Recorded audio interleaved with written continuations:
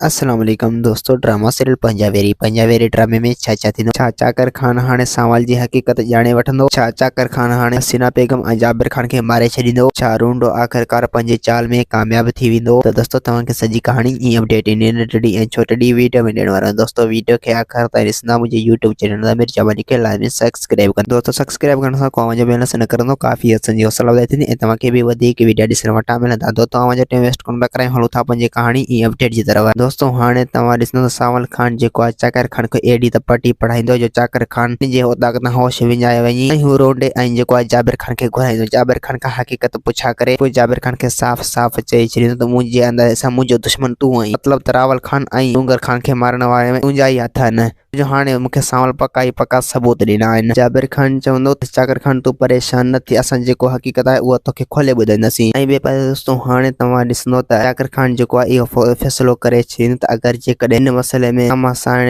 यानी हसीना बेगम ऐं जाबिर खान जा हथ निकिता त पोइ मां उन्हनि खे कॾहिं बि माफ़ न कंदुसि ऐं उन्हनि खे पंहिंजे अंजाम ताईं पहुचाए ऐं पोइ उन्हनि खे अहिड़ो त सबक़ सेखारींदुसि जो इन जा लाश हिटनि में पिया हूंदा। ऐं ॿिए पासे दोस्तों हाणे तव्हां ॾिसंदो त रूंडो जेको आहे पंहिंजी चाल में कामयाब थी वेंदो। रूंडो जेको आहे पंहिंजी धीउ खे बंगले में मोकिलींदो ऐं जेको आहे उन सुहिणी कमु कंदे कंदे जेको आहे चाकर खान हुनखे पसंदि करे वेंदो ऐं चाकर खान जेको आहे सुहिणी खे साफ़ साफ़ चई छॾींदो त हाणे जेको आहे तूं मुंहिंजी अमानत आहीं, मां हाणे इन कम में देरि कोन कंदुसि, जल्द खां जल्द रूंडे खां रिश्तो वठंदुसि। सुहिणी चवंदो त जीअं चाकर खान तव्हांजी मर्ज़ी। पोइ चाकर खान जेको आहे अहिड़े शादी वारे माहौल में अची करे पोइ जेको आहे हुननि जा जेके माण्हू आहिनि उन्हनि खे विसारे छॾींदो, मतिलबु पंजावेरी ड्रामे खे अॻिते हलाईंदो। ऐं ॿिए पासे दोस्तों हाणे तव्हां ॾिसंदो हसीना बेगम जेको जाबिर खान खे चई छॾींदो त हाणे जेको आहे रूंडो तुंहिंजे मथां आहे, तूं उनखे कंट्रोल कर। अगरि जेकॾहिं तूं उनखे कंट्रोल न कंदे त पोइ चाकर खान खे हकीकत ॿुधाईंदो ऐं पोइ चाकर खान कॾहिं बि असांखे बख़्श न कंदो। उनजे करे तोखां जल्द जेतिरो थी सघे तूं मुंहिंजी सलाह वठ, तूं रूंडे खे पंहिंजी मान में रख। दोस्तों उम्मीद है कहानी आई हूंदी, तव्हांखे पसंदि असांखे ॾींदा। हाणे इजाज़त, वरी तव्हां सां मिलंदासीं के नई वीडियो में। जसी थी वञो, ख्यालु रखना, खुदा हाफ़िज़।